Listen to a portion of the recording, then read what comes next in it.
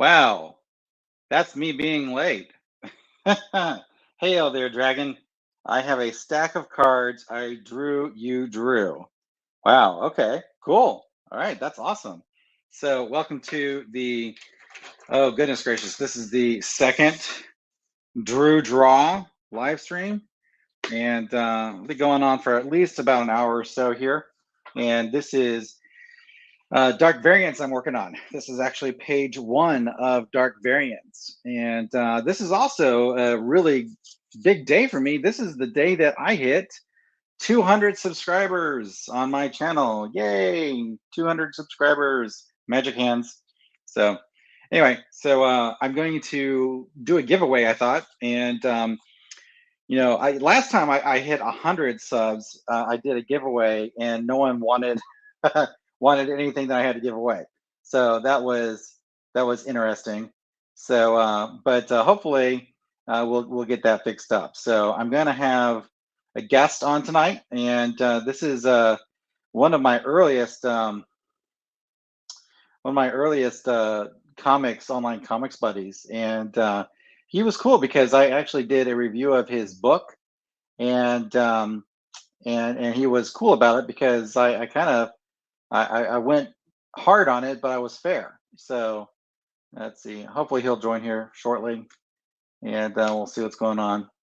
But anyway, what I decided to do is I've been working on this book for a long, long time. Yo, Jay Bot, how you doing, man? Let's go ahead. First of all, uh, let's go with Hail Dragon, and then stack of cards.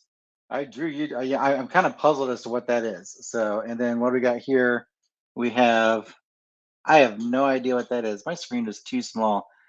Is that a Joker? Okay, cool.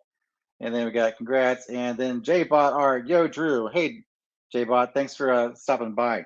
So this is just going to be a stream about me drawing and talking about stuff. I watched, sadly, I watched the new Obi-Wan episode for today.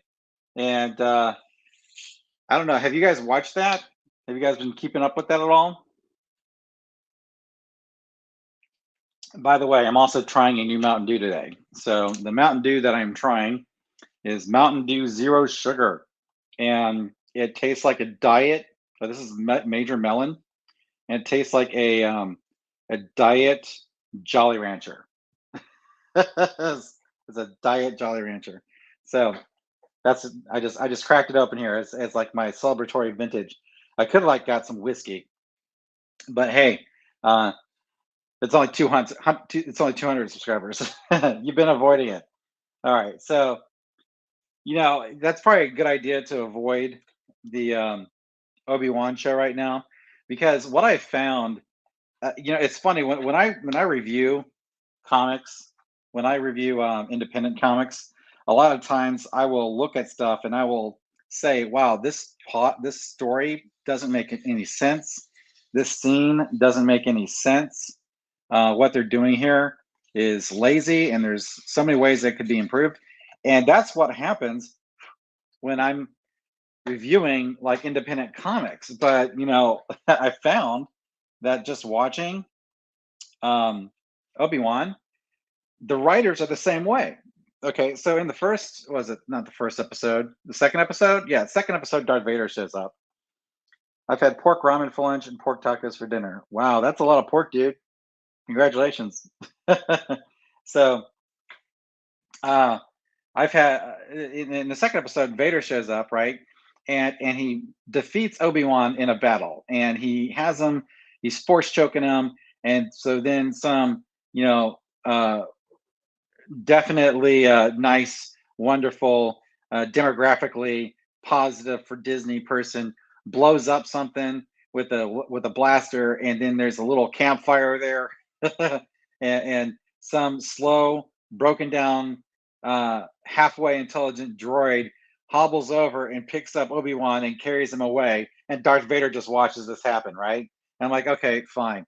So what you're doing there is you're establishing in that show, this is a set of guidelines. Darth Vader does not have the ability, we've established with this scene, Darth Vader does not have the ability to rescue or to snatch Obi-Wan Kenobi out of the hands of an idiot droid from a distance of about 50 feet, right? Okay.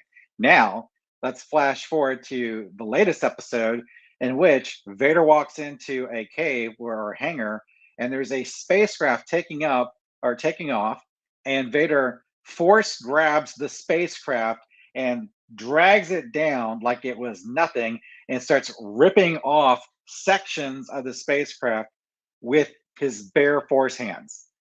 And it's like at that point, you're like, what the hell is going on here? Do these writers even like compare notes on episodes? Either Darth Vader is not very good with the force or he's practically godlike, one or the other. And they can't seem to get that straight. So that's actually very, very irritating to me. So goodness gracious, I got 4 people here. Oh, it looks like I have a guest. Let's add my guest to the stream. What up? How are you? Doing what you're doing. You're doing what I'm doing? You're drawing? Yeah.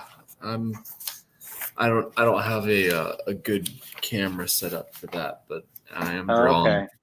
I've knocked out a gut so far, and I'm actually pretty happy with how that turned out. You've knocked out what? I knocked out I drew guts from Berserk. Oh, I drew guts. A drew guts. Yeah. Okay. All right. I don't know why my screen has you on the right-hand side here. That's weird. So I guess you're just going to have to be on the right side of history there, Michael. I mean, that's fine. I'll take it. All right. Cool. So let's take a vote. We've got 4 people on the stream. So this is like a record, man. It's like I'm busting out the ratings here. Do you guys want me to work on this panel here?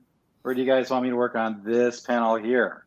So in this panel, Voyager, by the way, is that clear? I hope that's clear. Does that look clear? It looks good, man.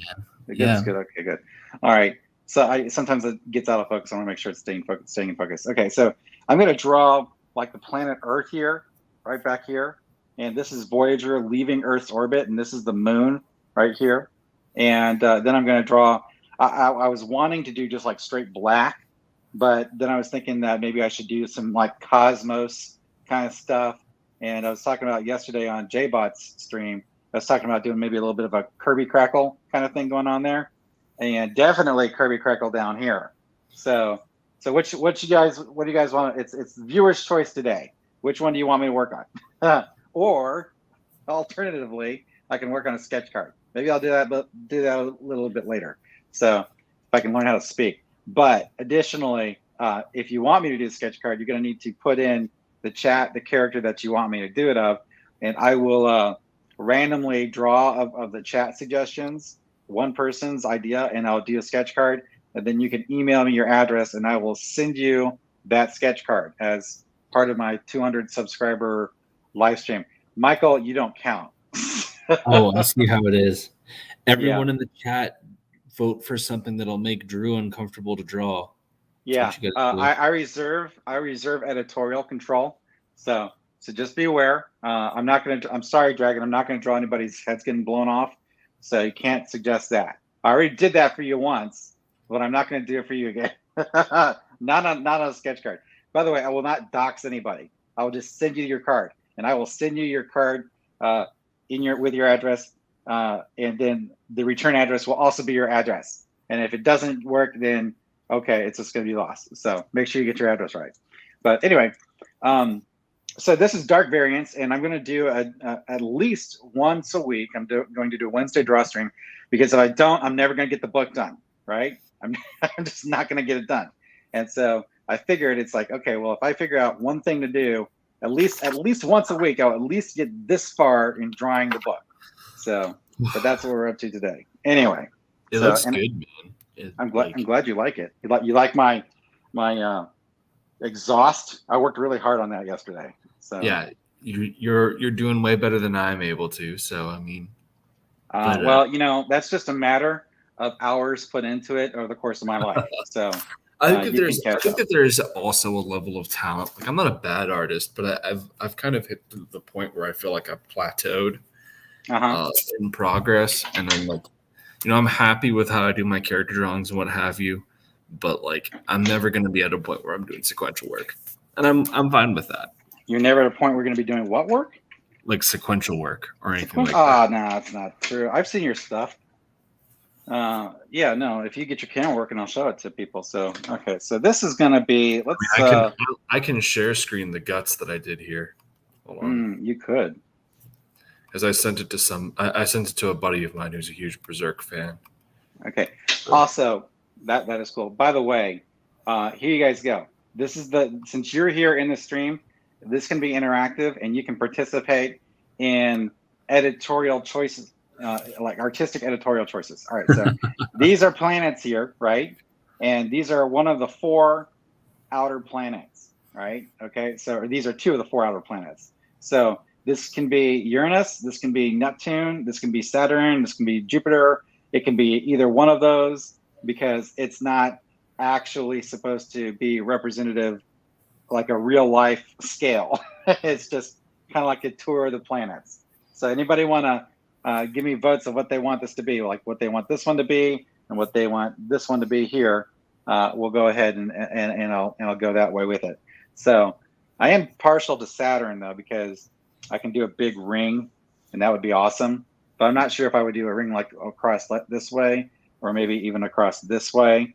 I can't go this way because the space probe's coming across, your Voyager's coming across.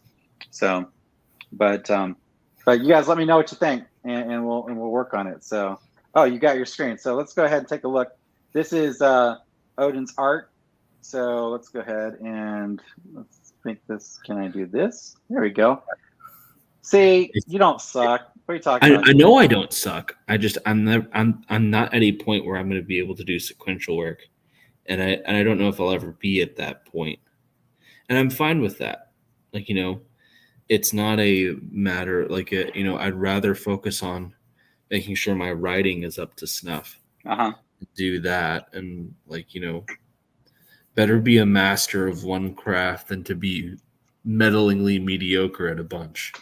No, there are a lot of artists that suck that do sequential work. Trust me. What this is here, by the way, you know what I really like about this? I like the way you got like that's shading on his shoulder there, on his right shoulder, right? Yeah. All right. So a lot of people don't seem to understand the way light works visually, and you are showing the fact that you do understand that, right? So you've got his right leg going into the foreground, but you're shading on the outside, which is because the light source is coming from his left side, and you've got like it's actually coming from above him on the left side. So his jaw is shading his neck, and it's shading down onto his shoulder. That's good stuff, dude. So that's not bad.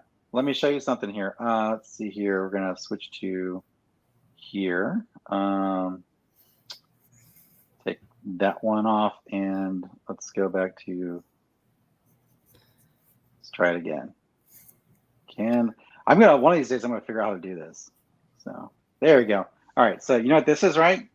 This is one drawing, and this is another drawing, and that's another drawing. And you know what they're arranged in? They're in sequentials. That's correct. They're sequential art. And so you can touch, Michael. I know you can. It's a matter of being consistent across like my issue is consistency. Okay. And all right.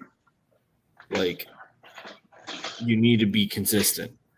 Okay. And I can't even like hanker down a style. If you see like no two of my drawings look the exact same, you wouldn't be able to tell that they're drawn by the same person because I'm effectively, I don't have a style. I just try to draw how things look in my head, or how I remember them, or trying to make them look like what the creator would make them look like. I'm not someone that's ever going to be able, I feel, to get to that point where I have a consistent style that is mine, and I'm never trying to emulate somebody else and as a result, lose consistency. If that makes sense. Yes, that makes sense. Okay, so I just saved myself for a second here. So I'm sitting here going, oh, I'm going to draw this planet and this planet, and this is Voyager 1. Well, the problem is that you need to make sure which planets Voyager 1 actually went and saw. So, planetary tour. Can I read? Planetary tour. Between them, Voyager 1 and 2 explored all the giant planets, but I need to find out which one went where. So let's find out. Okay, so Voyager 1. Okay, so closest approach to Voyager or Jupiter. Okay, Voyager 1, Saturn, Voyager 1, closest Uranus, Voyager 2, Neptune, Voyager 2. Okay, so this is going to have to be Jupiter and Saturn. So it can't be Neptune. I'm sorry, Dragon. Thank you, Emmanuel. Thank you for congratulating me on 200 subs. I appreciate that. It's amazing that people want to listen to me bitching about Spider-Man. So, I must have a talent for it. I haven't listened to your most recent ripping apart of the most recent issue of Spider-Man, but yeah, what was it of yours that I listened to recently and got a big kick out of? I was literally just listening to something of yours here like a week ago, and I went, oh. Was it Batman? No. Here, because I knew Batman Fortress was crap. Dean told me about the infamous page, and I was just like, "That's not Batman." Okay, look, guys, this is not what kids look like. All right, like what the hell is going on? It's John Romita. Okay, John Romita Jr. And I'm about to get some like mad hate here. John Romita Jr. has never been a good artist, in my opinion. John Romita Jr. is the art equivalent of writing daddy's coattails. He's that guy that was like, oh, my daddy has a yacht because he was the vice president of the... John Romita Sr. is one of the most iconic Marvel artists ever. True. And that is the only reason why his son even got a chance, because his art on its best day was a C. Okay, fair enough. Well, I'm not going to go after JR on all of his stuff, but because they're very specific things. Okay, and I'm not going to sit here and say he's a terrible artist because he's got talent. He has the ability to. He's a good draftsman. My problem is his stylistic. Okay, so let's take a look here. So this is Tombstone as a kid, right? Right. Okay, look at this round face. Here we go. On the other page, it's the same Tombstone, but now he's got a different shaped face. Okay. Now it's a different angle here, right? But even if you were to turn him to a 3/4 view like this, he would not look like this because this is a freaking beach ball. This is what he's drawn here. This is Charlie Brown with hair. That's what this is. Okay. This is Charlie Brown. You can imagine just like doing a little squiggly here for his hair. That's Charlie Brown. And then you got, it was this Christian Slater. Is this Christian Slater circa 1992? Right? And then this kid here, you can't really see it very well. Let me see if I can bring it up. This kid right here, his face is completely like his eyes, like almost like in the middle of his eye. Now, yeah, he is turned a little bit, but it's just weird, right? So, but this book, for the most part, we've got 4 pages of this, by the way. So we've got Tombstone. He's beating the hell out of Peter, and then he's going 1, and he's going 2, and then we've got 3, and then 4. This is all like backstory for Tombstone, and nobody cares. No, I can't bleep myself, so I'm not going to drop an S-bomb, but nobody cares. So but that's a quick recap of my opinion about Spider-Man number 3. Okay, all right, so let's see, it's okay. Neptune should be at the bottom. Hey, guys, it's okay. All right, so I can't do Neptune. Tombstone has been interesting was the Spectacular Spider-Man cartoon, where like they effectively they couldn't use Wilson Fisk, so they reworked Tombstone to effectively be Kingpin. And it is the only time that Tombstone has been like a genuinely interesting character. Okay. Like really interesting. That's interesting. I'll have to look into it. Okay, so this is going to be Saturn here, and so I've got the antenna going this way. So I've got the rocket going this way, and I've got the exhaust coming this way. So I was thinking I might have the rings coming out like this, like that. I don't want it to do this because I already have that dynamic going here. So I've got this line. So part of the big problems with comic drawing is coming up with composition and making sure that your page has a visual flow. You want your comics to be readable without dialogue, okay, as much as they can possibly be. So obviously you're going to have dialogue, but you want the drawings here.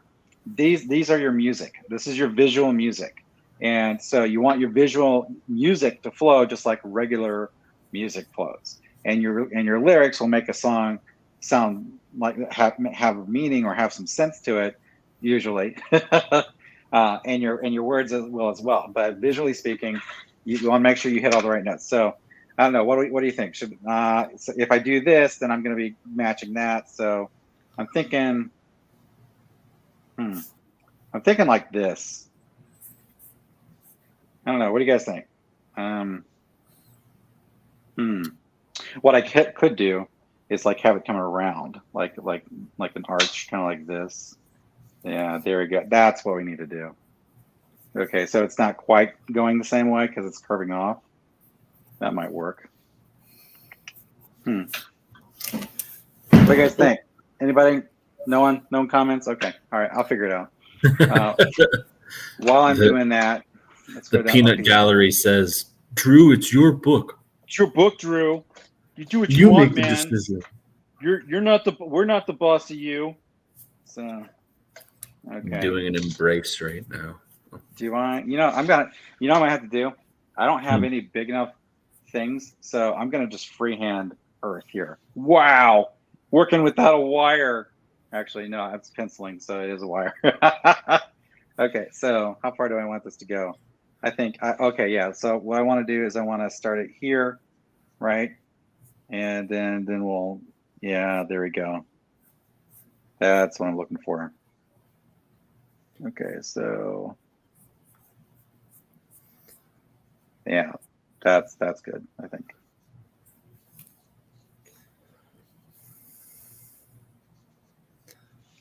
Okay, so yeah, so now we have a rocket going off. I was talking, I sent a DM to Mr. Star Circuit himself, Joe Catapano, and he told me, you could probably have done more foreshortening with the rocket. And it's like, yeah, you're right. I probably could have done that, but I was more focused on making sure I just got the entire rocket, the entire length of the page, and I wanted to have room for Voyager here because it's such a big part of the story. So, what continent should I do it? Should I have the North America up there? I'm an American. I'm gonna have North America. Yeah. So yeah, let's see here. America. No commies in Drew's Dark Variants book. That's for sure. Okay, and I gotta figure out cloud cover. Ooh, goodness gracious. Drew, are your heroes going to protect the business's bottom line? They're going to protect the business's bottom line. And you know what? My heroes are going to stop to say the Pledge of Allegiance, and they're going to look like American Gladiator. That's how they're going to dress. And they're going to go with cornball speeches about, how America's the bestest. And it's going to be, my book is going to be like Lee Greenwood's God Bless the USA, page to page. That's what it's going to be like. This is my sarcastic voice. Nothing that I just said is true. So, actually, my book is going to not have overt politics in it. I'm going to sneak in politics in my book. The kind of politics I'm going to sneak into my book are going to be those that you don't know that you're listening or reading politics. That's what's going to happen there. And those are the most insidious. So, okay, come on, open up. I need to get my Voyager reference. Voyager 1. So, it's always good when you're drawing like real life stuff that you get good visual references for it, so you don't come off looking like a moron, because there's going to be one person out there at some point in time who's going to look at your book and go, that's not how that goes. So insert me in like anything that has to do with history or Rome mythology or anything like that. Yeah. So anyway, did you watch? Are you watching Obi-Wan? Yeah, I just watched the most recent episode. Okay. All right. So I started off going off about that, and I was talking about how you should establish rules, and the rules should be consistent across your entire story. So can you tell me? I'm gonna give you a rule that was established, and you tell me if that rule was broken in this episode. Okay. So in the second episode of Obi-Wan Kenobi, whatever, and the misadventures thereof, Darth Vader has Obi-Wan, and he's doing his toasty mellows. He's doing his Obi mellows. That's episode 3. Okay. Are you sure that's 3? Okay. Yeah. Yeah, because episode 2 is where the infamous line of her pointing out that Anakin's Darth Vader to Obi-Wan happened. Now, I will say that that's actually addressed in this episode, and I thought that was fine. Okay, so that's not what I'm talking about. I'm talking about the situation where Vader shows up at long last, and he confronts Obi-Wan. So maybe that's episode 3. Okay. Yes. So I'm telling you, the fact that I can't tell you the correct episode shows you how much of a damn I give about this. So yeah, no, I got you. I mean, this is like the root of the problem is that this is a Kathleen Kennedy Star Wars thing, and it reeks of it the whole way through. But yeah. So let me get to my point. All right. So in episode 3, at the very end of episode 3, we have an Obi-Wan Kenobi bonfire, and we're toasting we're Obi Malos over the bonfire, right? And then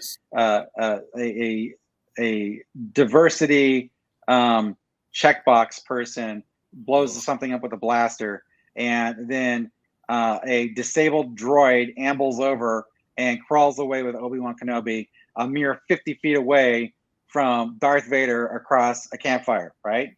Okay. Yeah. So this would indicate that Darth Vader isn't very strong in the Force, or at least he doesn't appear to be as strong in the Force, because why would he let some idiot robot crawl away with Obi-Wan Kenobi when he was about ready to like totally kill him, right? Okay. So what rule was broken with the last episode? Can you tell me? This is I get what you're saying. I do, but to counter that very same point, within that same episode, Darth Vader goes out and is just force snapping people's necks left and right and is eviscerating people. I don't think him letting Obi-Wan go was a matter of, I don't have the Force energy to do it or anything like that. It was a matter of we needed Obi-Wan to escape for the sake of the plot, and Vader lets them go because they're allegedly getting shot at by a sniper. Yeah, I don't buy that. It's not good. Like, Drew, it's not good writing. This show is the definition of mediocre. It has good things in it. It has really bad things in it. And it's all the result of the fact that the guy, and this is straight from the horse's mouth, the director literally spent the entire time when they were going through the script just asking the Kennedy crews, like, can I do this? And them going, yeah, sure. So, okay. That's terrible. Yes. So this is Kirby Crackle. I'm referencing this to see the kind of stylistic stuff that it does. I'm going to put a little bit in here because I love Jack Kirby. So yes, Jack. Go ahead. Good.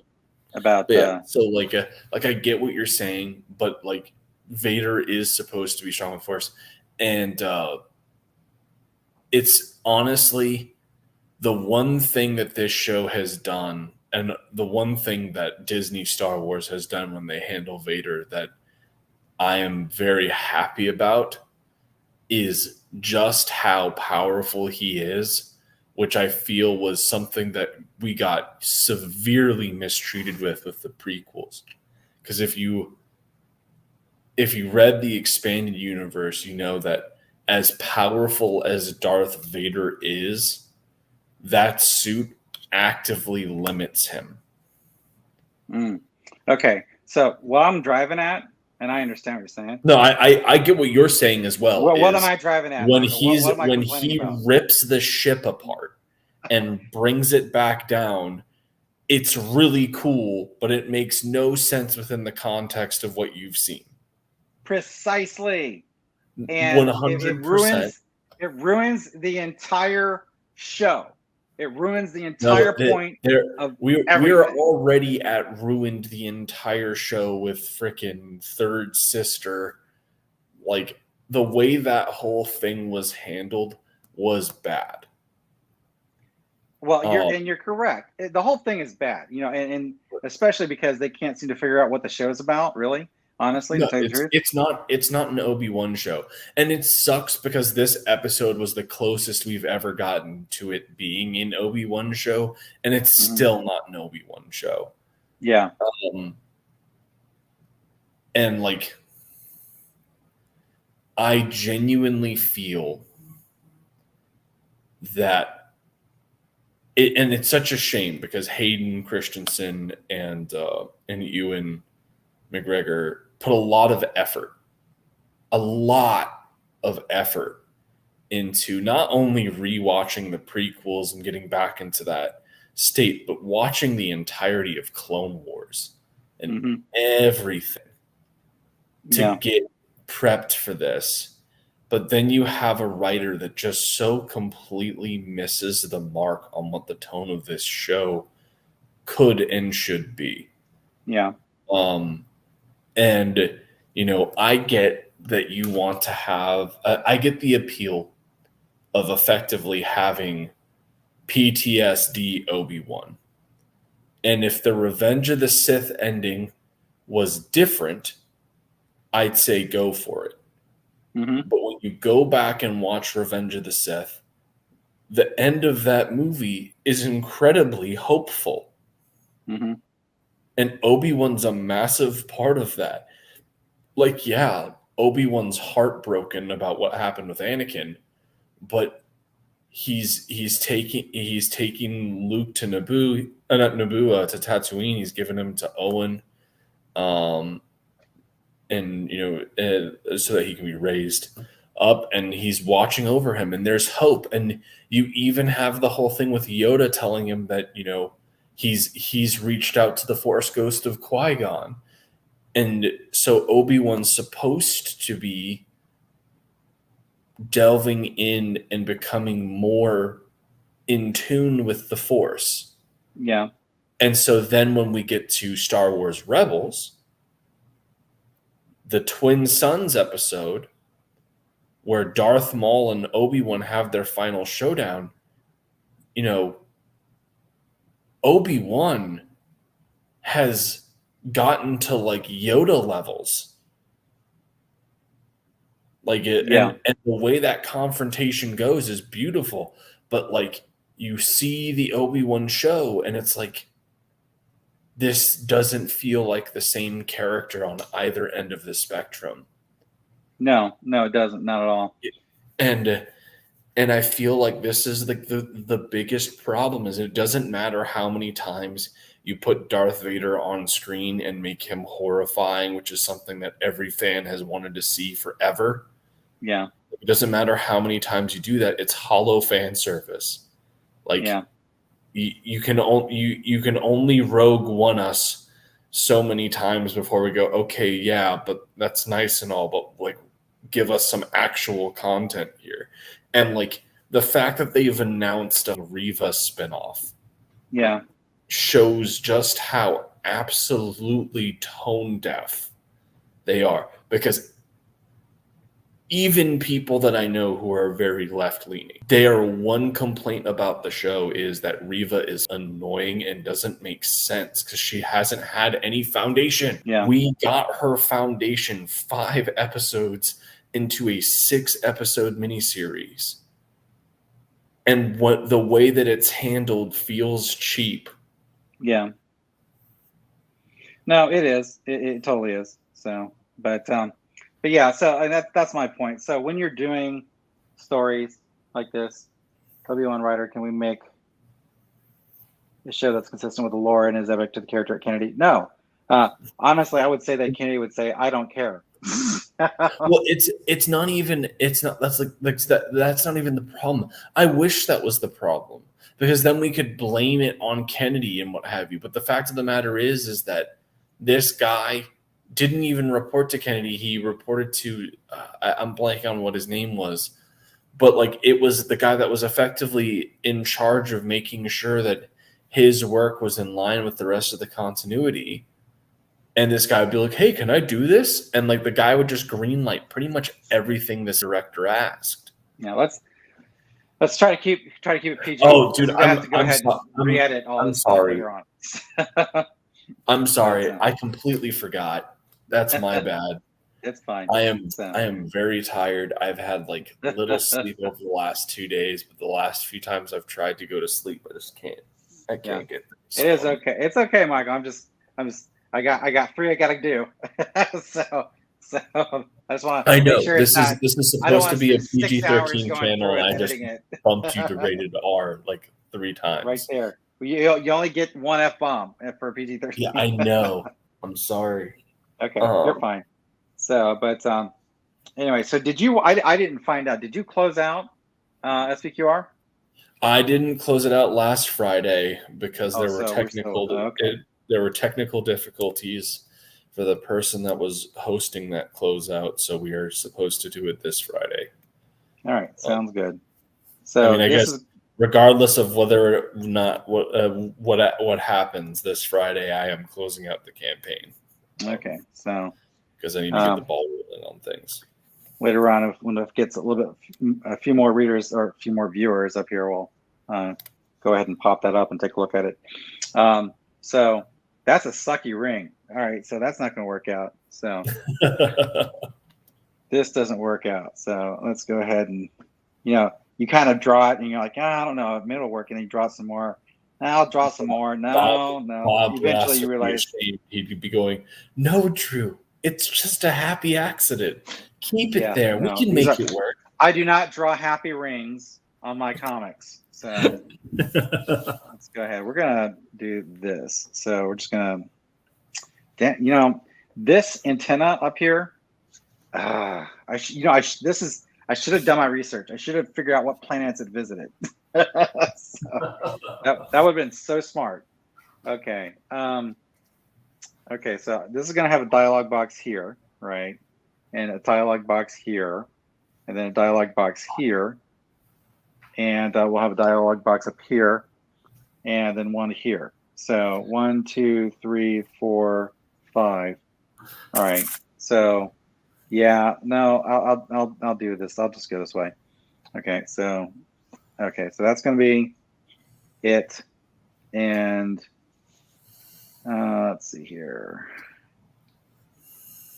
Saturn's rings, it looks basically like one ring, but it's thousands of rings, if you don't know.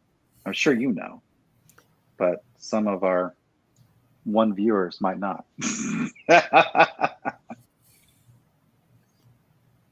All right, let's see here.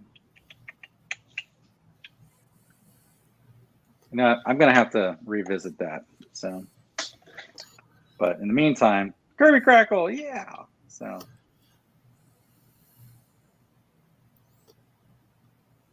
one of my very favorite things in comics,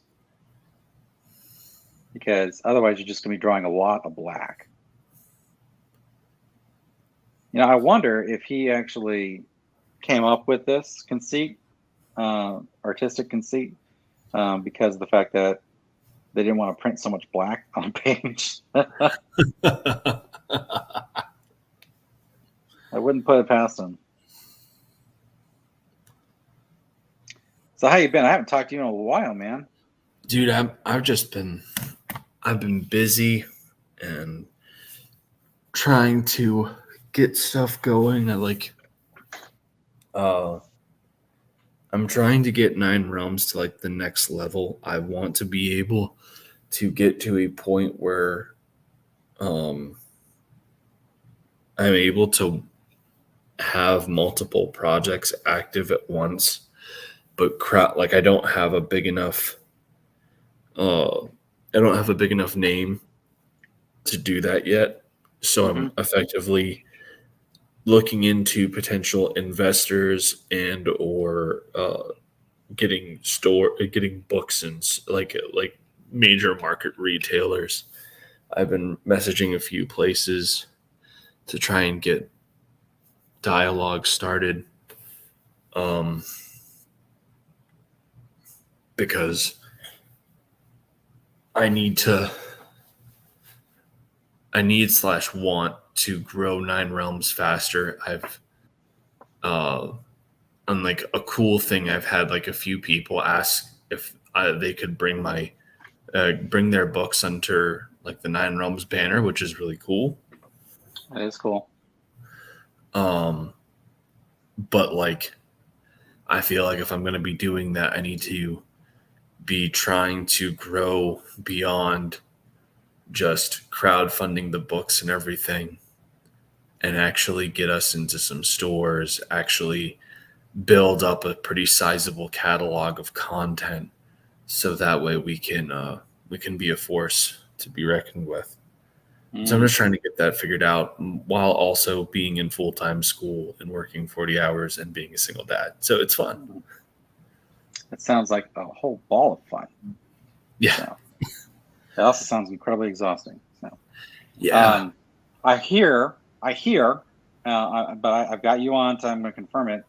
I hear that you hate Eric Weathers. Is that the case? I don't actually hate Eric Weathers, but for the sake of promotional standpoint, hashtag Oden hates Eric. Okay. All right. Well, we'll keep that like that.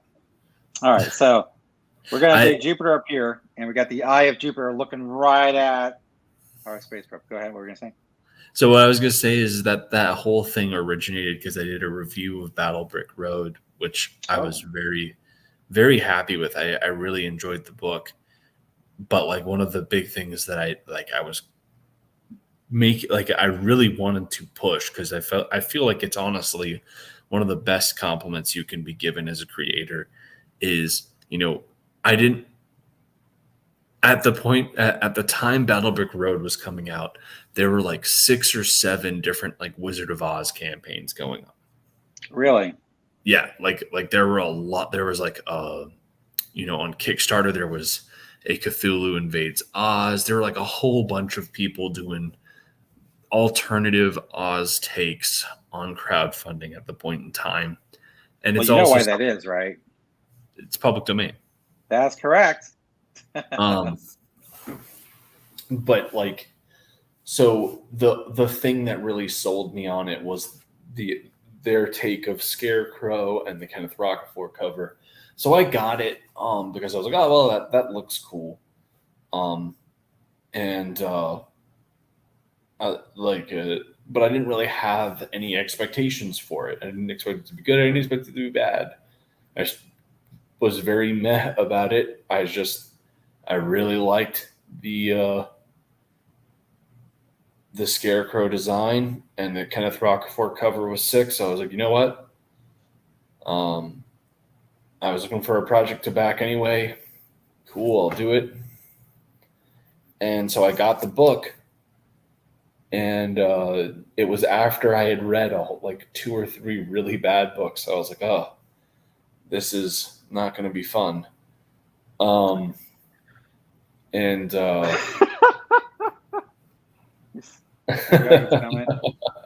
would like an Australian of Oz, and the people there are called Aussies. I love it. What would be the wizard called? Oh man, Crocodile. Wizard of Dingoes, Wizard of Crocs. There you go. Yeah. That's it. The Wizard of Crocs. That's exactly what it would be. Anyways, so. But like I really wanted to emphasize that I didn't have a lot of expectation going in, because when I read it, I was blown away. My first read, I got done in under 45 minutes. Oh, wow. How many pages is it? It's like 80 to 100, something like that. It's a graphic novel. It's a trade paper. Okay. And he's closing that tonight, isn't he? Yeah. And it was good. I really enjoyed it. And so like I really wanted to push that home, and then it became like a whole joke. It was like, oh, you just had no expectation for Eric Weathers, did you? Oden hates Eric, confirmed. That's funny. I've got his dang it, what is his other book? That's embarrassing. I have his other graphic novel. Why can I not remember what it is? I know it's see now I'm gonna have to get it. By the way, that's Jupiter. Jupiter is easy to draw. So there's just nothing to it, really. It's just basically, if you can draw a coffee mug with creamer in it, you can draw Jupiter. There you go. Yeah. All right. So where is my? This is me walking around. I bet you I have it here in my table, in my little cabinet here. Okay. That's not it. That's not it. Oh.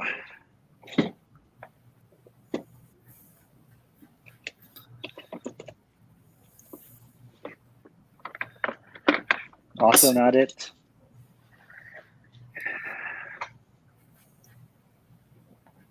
This is totally embarrassing. This will teach me to forget things. Yeah. This is riveting streaming programming. Tell you what. Where did that freaking book go? Ah, here it is. Told you I had it. Flying Fortress. This is Battle Damaged Edition because it has some nicks on it. I think Ted Lehman did a cover for that. Okay. All right. I like Ted. Yeah, He's good. It's got this stuff here. It's a little damaged. How was that one? Honestly, I haven't finished reading it. As you can see, it's freaking huge. Now, the thing that I liked about it, though, is that this shows his growth as an artist, because the earlier stuff in the book is not the best, right? So, like, look at this dude's face here. Yeah, it's not bad, but it's like super simplistic. Like right here, his face is completely misshapen. So one side is a totally different face from this side. Hey, he looks like Adam Driver. But this was a webcomic. This was originally a webcomic, and he finished it and then decided to turn it into an actual graphic novel. Mad props to Eric for doing that, right? Yeah. So he really worked hard on that, and he's done a good job. And I need to refocus my camera. There we go. Oden Dasco just got in time for the bumbling idiot show, Drew. Yes, that was right. I was bumbling, but I came back and I got my act together. But all right. So for those who missed the original part of the show, the opening part of the show, if you would like to be in the drawing if you would like to participate in a drawing for a sketch card by yours truly, let me know what character you would like, and I will pick one person and draw them a sketch card and then mail it to them in a handy dandy little card protector sleeve. So, and I will color it and I will ink it. I'll ink it first and then I will color it. My vote's for Giro Zeppeli from JoJo's Bizarre Adventure. You're going to have to write it down and you're going to have to spell it, because even though I have read a JoJo's Bizarre Adventure manga, I have not read all of them. So, yeah, I've been reading Steel Ball Run research for a future SPQR because it's very different stylistically, right. And Araki's making me feel very inadequate as a writer. Oh, okay. He's really good. That's cool. I will have to keep that in mind. All right, so unlike Jupiter, Saturn is difficult to draw. So I will have to figure out how I want to get those rings done. I'm going to get a reference of it here in just a second because, I just don't see Saturn very often in the sky. So how could you? I know, right? You're going to assume Saturn's physical appearance. Yes, I'm going to be very terrestrialist. Terrestrialist. There you go.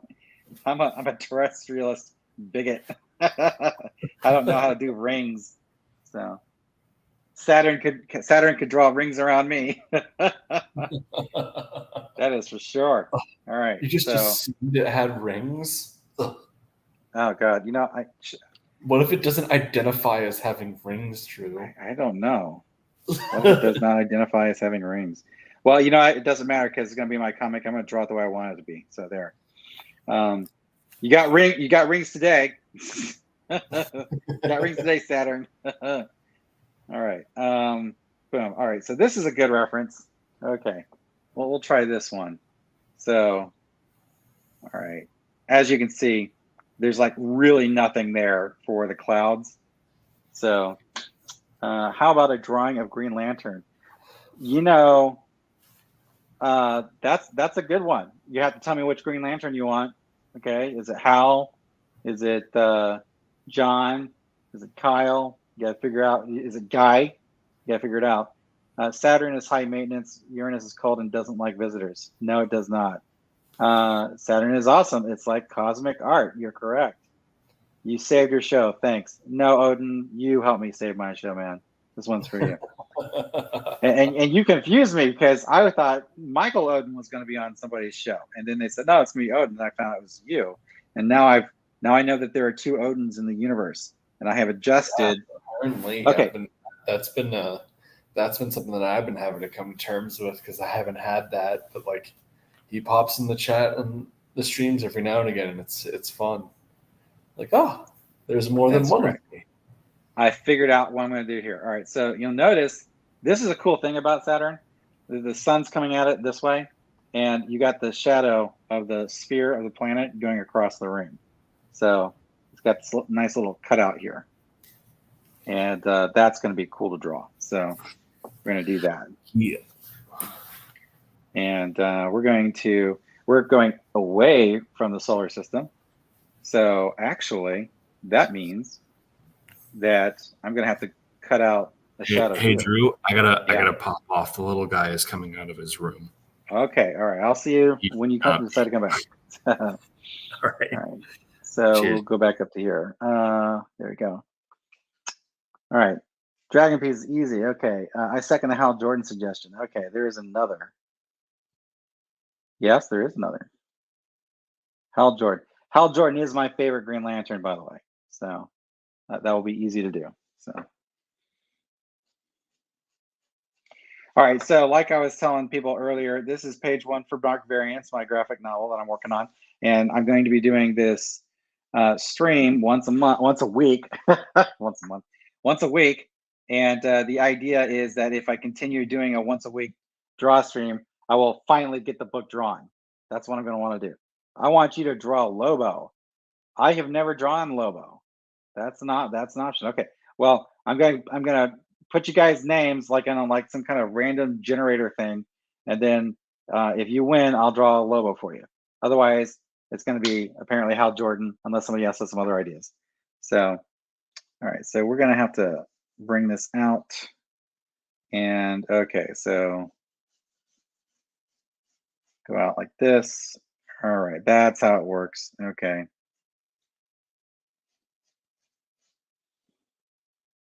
Yeah. So here's a drawback for drawing Saturn here is that Saturn's rings go like out to here. If you really want to see how impressive they are, I'd have to be going this far off the page. So yeah, but so I'm just going to be cool and I'll get its shadow going here for the rings. Actually, to tell you the truth,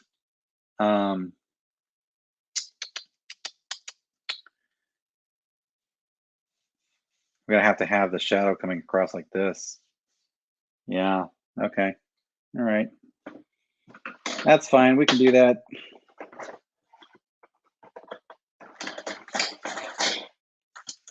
All right, big enough, big enough. I don't know, that might be big enough. Yeah, there we go.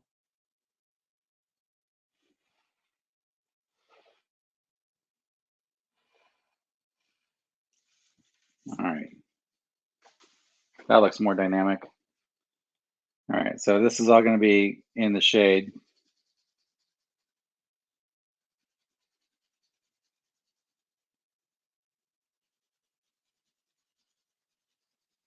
Now, a lot of artists, they'll just like put little X's here, X, X, X, and this is the black part, but I like to kind of finish, I like to fully render out my pencils. So I'm not going to do that. Now, will the shadow go like that? Will that rings?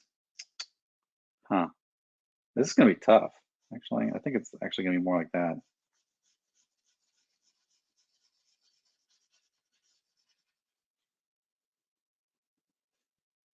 All right. What do we got here? So your son's name is Thor. Oh, that's funny. That's funny. All right, we got, you could tilt it 5 degrees north and show more ring. I could, but I have to keep in mind that um, I've got dialogue that's going to come here, right? And I got dialogue that's going to come here. So I got dialogue that's going to come here. That's what I've got at least written, at least right now. So if it turns out that I can fit it, I'll do it that way. All right, how hard was the transition from pen and paper to drawing digitally? That's a good question. For a lot of people, it's very difficult because you have to understand that the way I'm drawing here, I'm drawing on an angle on a drafting table, and this is how most people learn to draw. Actually, I learned to draw just on a flat, dining room table. Okay, that's funny. Yes, I did put a ring on something, but it wasn't Saturn. All right. But honestly, going digitally, it's the key is that you're not looking at what you're drawing on your hand is not tracing it. You're looking at a screen, and you'd be surprised how easy it is once you focus on what you're drawing and you understand where your hand is moving, and you can just approximate where you're going to be going with it. And I'm like gesturing up at something off the screen, like I'm looking at a monitor, but I'm not. But that's if you actually start drawing on a tilted table like this, it eases the transition to digital because you're already kind of looking straight ahead when you're drawing. So that's something I've never thought about. That's crazy. But anyway, but I don't draw digitally a whole lot, honestly, anymore. Well, that's not true. When I do draw digitally most of the time. It's very rare that I actually draw like this anymore. So, because usually I'm doing like thumbnails and stuff, and but uh, but this is going to be traditionally drawn, traditionally inked, and then scanned and colored digitally. That's how it's going to work. So obviously, I'm not going to color it by hand because that's crazy. So all right, so Saturn doesn't have too many cloud bands, so this is pretty much all you need to do for Saturn. So just like that. It is a smooth operator. Remember that song, Smooth Operator? Okay, and that's why I am an artist and not a singer. So, all right. So this page is pretty much about done, I would say. Let's see. How long are we going here? Let's see here. Doesn't even tell me. I am so poor, I can't even tell how long my live stream has been going. Maybe I should go to YouTube and then see what it is. Let's check that out. That might be a good idea. Let's see here. All right. Your channel, on my channel, and content, and then live. So I've been going, go open that. I'm not even, if you guys are chatting, I'm not even looking at it right now. So link. Thank you. There we go. That is weird. It doesn't even tell me. How about that? 1 hour. Okay. Oh, there you go. Started 59 minutes ago. So yeah, that's right on the dot. How about that? Am I good or what? I have pretty much blocked out the penciling for this in a 1 hour draw stream. So okay, so we got the Great Lakes up here. Is what I decided to go with, and then we got the East Coast, and that's like South Carolina area, and that's getting down into Georgia and then Florida, and then I'm going to do a bit of a little offset glow digitally on that for the atmosphere, and then I'll be putting in some clouds, and of course that's the moon, and this is going to be the first page of dark variants. So gonna have to fix some of this on this cloud here, though. This has been bothering me since yesterday. All right. Anyway, anything anybody want to talk about? Anything you want to listen to me complain about? Because I'm good at that.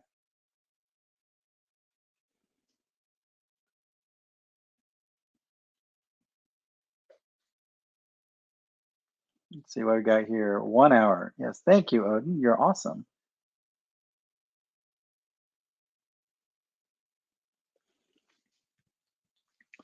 All right.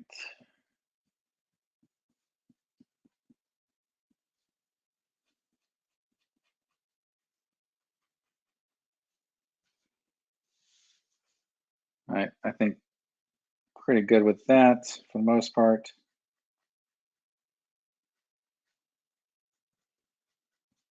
Any questions about dark variants? I'll be happy to answer them.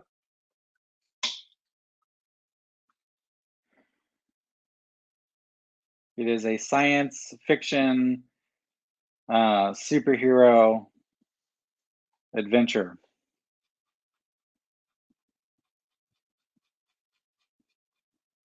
With some drama and some tragedy worked into it.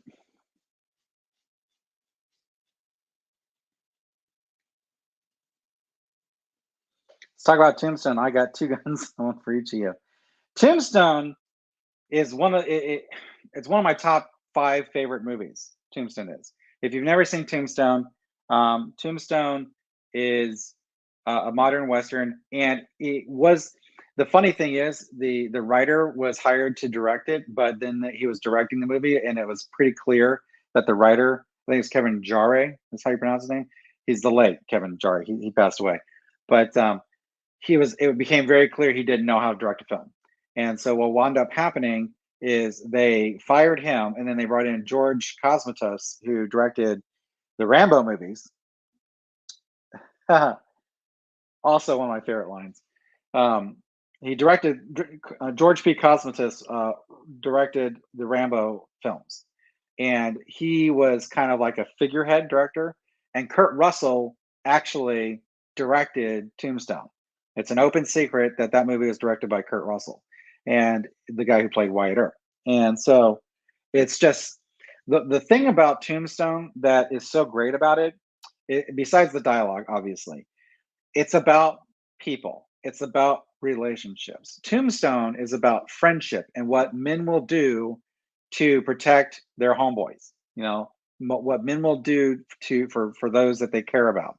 That's why Tombstone is such a brilliant film. A lot of people say, "Oh, it's not that great of a western. There are better westerns. Unforgiven's a better western." Unforgiven's a great western, and all. But the thing about Tombstone is that people don't seem to understand is that it's not so much about the different individual parts as the sum of the whole, and what it means. And when you see at the end of towards the end of the film, when they're running off trying to chase all the cowboys down, it's like, "You tell them I'm coming, hell's coming with me." That whole scene was great. The difference in personality between the brothers and Doc was awesome. Exactly. The thing about Tombstone is that after Wyatt Earp goes across the river and blows Curly Bill away, right? After he kills him. Or was it before he kills him? I think, yeah, it's after he kills him. Doc is sitting there, and one of the other guys, Texas Jack, I think it is, says to him, "Why are you out here, Doc? You should be back in bed. You should be home in bed somewhere." And then Doc says, "Wyatt Earp is my friend." And then Jack says, hell, I got lots of friends. And then Val Kilmer, and again, one of the greatest performances, in my opinion, ever, says, "I don't," and that's the point. It's like Val Kilmer as Doc Holliday, or Doc Holliday does not have many friends, but the friends that he has are like his blood to him. They are like his family to him. And he will get out of bed with tuberculosis and go to hell and back and go all the way across the entire Western United States to the fires of hell for his brothers, for his friends. And that's why Tombstone is a magical film. You got all the great dialogue. You got all the great classical bad guys, good guys. The other thing, it's a historic setting. A lot of the stuff in Tombstone actually happened. It's not exactly beat for beat, but a lot of the things, like Johnny Ringo was found dead by a tree, and no one knows what killed him, other than he got shot. So no one knows how he got shot. You almost cried at that scene. You're talking about the scene where he says, "I don't have many friends." Yeah, no, that gets a tear in my eye. It gets dusty in my house whenever I watch that. That's what we should do. I should do a watch stream with Tombstone. You guys, let me know if you want to do a watch stream with Tombstone, and I'll set a time, and we'll do like a watch party for it, because it's one of the best movies I've ever seen, and so many fantastic performances, so many amazing actors. You even have Charlton Heston in that movie. It's like, what more could you want? you know, but like, when they're going to assassinate the Earp brothers at the train station, right? And they say, "Hey, Maddie, where's Wyatt?" And then you like blast him away with the shotgun. And when you hear Kurt Russell, when his voice cracks, when he tells him that, "You tell him I'm coming and hell's coming with me," you hear, I mean, that's like a righteous anger, and you just want him to go murder every one of these MFers. That's all you want. You don't need subverted expectations. What you need is Wyatt Earp killing some mofos that need killing.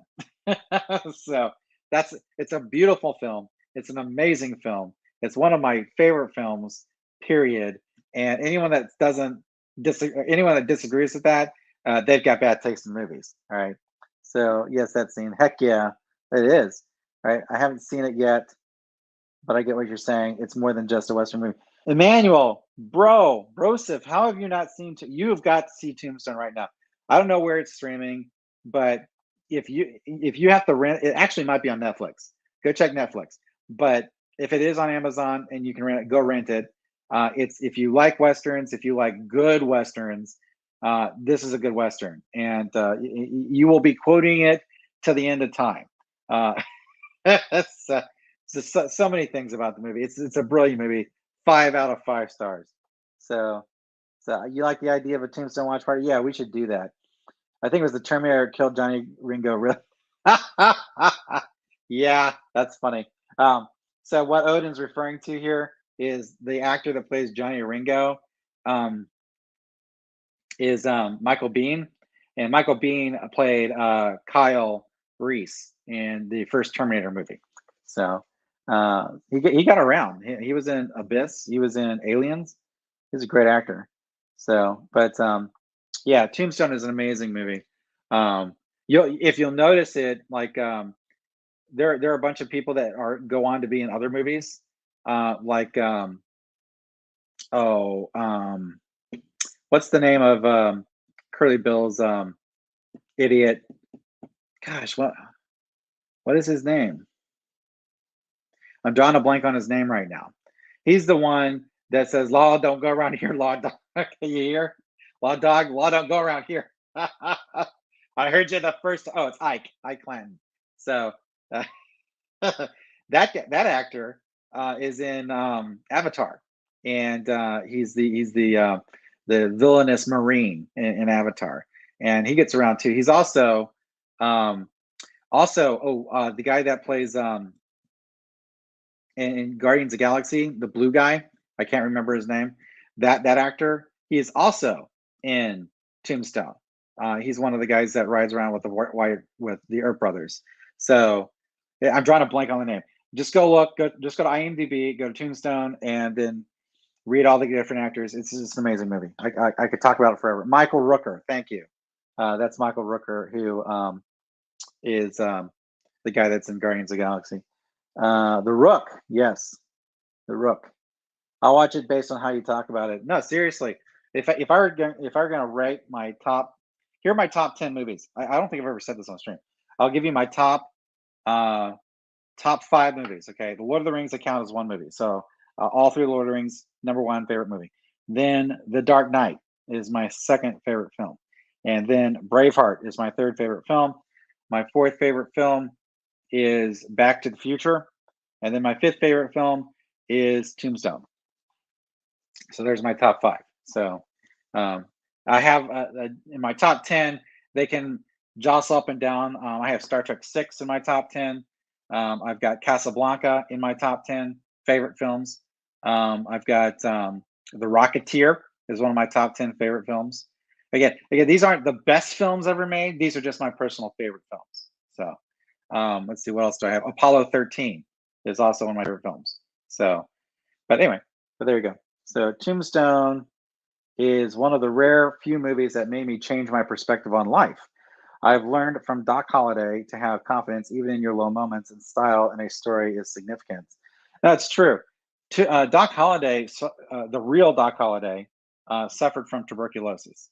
He was a dentist in Atlanta, Georgia, and he was diagnosed with tuberculosis that he contracted from dental work, being a dentist.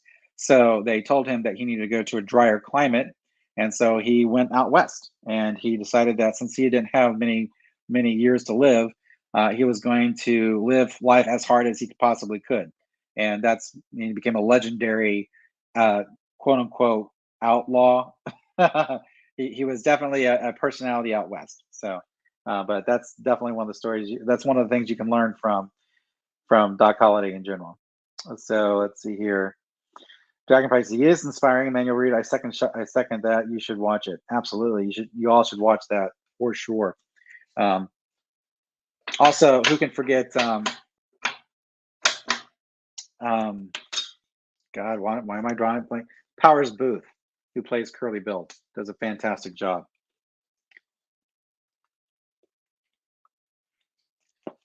All right, in case you guys didn't notice, if you're kind of late to the stream, I was trying Mountain Dew Zero Sugar Melon, Major Melon, and it tastes like a Diet Jolly Rancher, which is nasty. So there you go. I need to find more Mountain Dews to try. Maybe I'll get a hard Mountain Dew. That'd be cool. All right, so since you're here, let's do a little bit of a sneak peek. This is the first drawing ever of Zoe Brighton.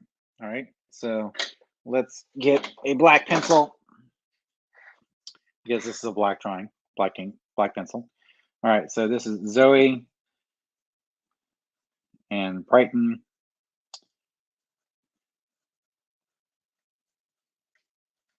And she is the scientist. She is the astrophysicist, astrobiologist, DARPA affiliated, JPL affiliated, smart person in my book. And she's strawberry blonde. And I'm going to. This is just my first pass at her, so I will have to work on some of her face. I think it needs to be a little bit better. And there you go. There's some more. Maybe not so much of a forehead there. There we go. But anyway, I'll be doing a drawing of her. I'm going to be doing a page of her probably in the next couple of weeks. But this is Zoe Brighton. So every one of these draw streams, I'm going to try to talk about one of the characters. She is the one that has devised the Brighton box, and so I'll do a quick Brighton box here. I've been drawing that on my last draw stream. Basically, if you're not familiar with the shape, someone was once asked to try to draw or try to represent a fourth dimensional object, and this is actually what they wound up drawing, was something that looked like this. It was like a box inside of another box. So, and that's what Zoe Brighton has devised to house dark matter. So anyway, let's see here. Sam Elliott. Oh yeah, you can't forget the stash. Cannot forget the stash. Powers Booth is a great actor. Sam Elliott, Bill Paxton, so many actors. You know what's really sad is Powers Booth and Bill Paxton have passed away. There's so many good actors that were in that movie that are no longer with us. Let's see. Didn't you get her in your first pass? Maybe playing hard to get, like throwing of her. Yeah, that's true. That's true. That's funny. I deserve that. I set that stuff up. So, but I've also traditionally had problems drawing women for some reason. I have because I've been drawing male characters for so long. It's like you get in a rut. You get into muscle memory, and all your jaw lines look like they're dudes. And in my in my book, the women are women and the men are men. I'll just leave it at that. So, do I have one of my other sketch pads for that? Let's see here. This is Drew wandering around a studio again. A wife is going to walk in here and say, "Do you need your tapioca pudding? Should I put you to bed?" Just kidding. Oh, here it is. I guess. Oh. Let me see if I have any of my other stuff. This is an old sketch pad. This is not going on the screen. This sucks.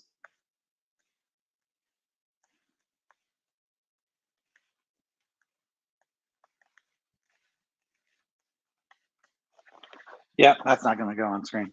Okay. All right. Forget about that. Oh, well. Let's see. Do I have sketch cards available? Let's see. I think I do.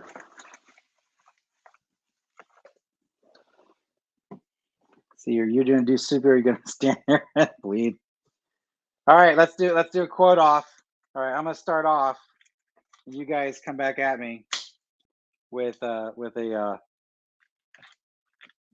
comment. Okay. Why, Ed? What an ugly thing to say.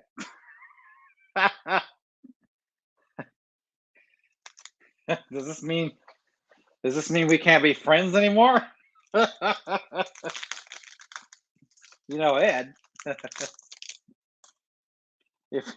if I didn't think we were friends, I don't think I could bear it. Oh God, that's amazing. Oh goodness gracious. You're gonna do something or you're gonna stand there and bleed. That's right. Okay. And let's see if I can figure out. I've never even drawn Lobo before in my entire life. Let's go ahead and see what we got here. Let's try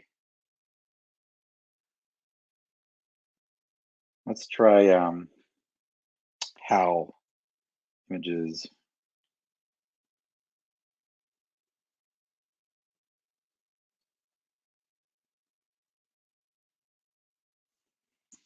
I don't like this mask of Hal Jordan's, honestly. I'll have to come up with a better one for that. So, okay. I have an idea. I'm not going to do it here. I'm not going to do it live on stream. Yes, I'm a tease. Okay. Let's see here. I just don't think I could bear it. Oh, I think my other favorite line in Tombstone is where what's his name? Madcap comes out there with a shotgun after Kurt Russell slaps him around, and then he's just standing there with a shotgun and says, "Doc, I didn't know you was back in town." And then Doc Holliday starts talking to the Earps, and then after a minute, he looks over and goes, "Oh, Johnny, I forgot you were there. You may go now." Oh God, it's an amazing movie. Absolutely amazing movie. Okay. All right, gentlemen. I've gone on a little bit long enough, I think. So thank you all for coming by. Get in your ideas for sketch cards, and I'm going to put my email. And you're going to need, if you follow me on Twitter, you can DM me your mailing address once I find out who it is, and we'll see how it goes. And Vino Veritas. Yes, I don't know Latin, but that's a great line.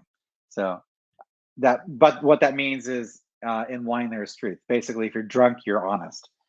So, oh, also, I'll talk about this. I'll talk about this scene. This scene is so good. A lot of people don't realize that the In Vino Veritas scene, where Ringo is quoting Latin to Doc Holliday. Actually, Doc Holliday starts quoting Latin to Johnny Ringo, and Johnny Ringo starts replying back in Latin. And Doc says to Kate, he says Big Nose Kate, which is her historical name. He says, "Look here, darling, that's Latin. Evidently, Johnny is an educated man." And so, before he says that, he's talking about. She said, "I don't know, should I hate him?" And then Kate says, "You don't even know him." And he says, "Oh, there's just something about him. He reminds me of me." Now, the reason why, when he discovers that Johnny Ringo knows Latin, the reason why he says, "Now I really hate him," it's never said in the movie, but the reason why Doc Holliday hates Johnny Ringo is Johnny Ringo has all the gifts that Doc Holliday has, but it's not he doesn't have a terminal illness. So Doc Holliday is behaving the way he's behaving because he's going to die and he has nothing to live for. Doc Holliday doesn't believe he has anything to live for. And Johnny Ringo, however, on the other hand, does have everything to live for. He's just mad at the world. Even though he's been afforded an education, he can speak Latin, he could go through his life earning a living, being an honest man, and enjoying all that there is to enjoy in life. And that's the reason why Doc hates Johnny Ringo. It's not because Johnny Ringo is a cowboy. It's because Johnny Ringo knows better and still behaves the way he does. And Doc cannot abide by that. He cannot stand for people to spoil wonderful gifts and throw away wonderful gifts. And that's why Doc Holliday is looking for a reason to put a bullet through Johnny Ringo for the rest of the movie. That's the reason it's such a great scene, aside from all the other stuff. So many great lines. I hate them. Yes, exactly. That's exactly right. But God, I love that movie.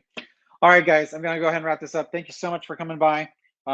Definitely let me know what character you would like and send me your mailing address. I promise no one will ever else see it besides me. And then I will lose it promptly after I send you a card. And I appreciate you all coming by. And hopefully you can swing by for my next draw stream next Wednesday. And maybe we'll have some more guests too. All right, but thanks for coming by, and you all have a great day. And again, this is Comics with Drew, and I'm Drew. I'll catch you next time.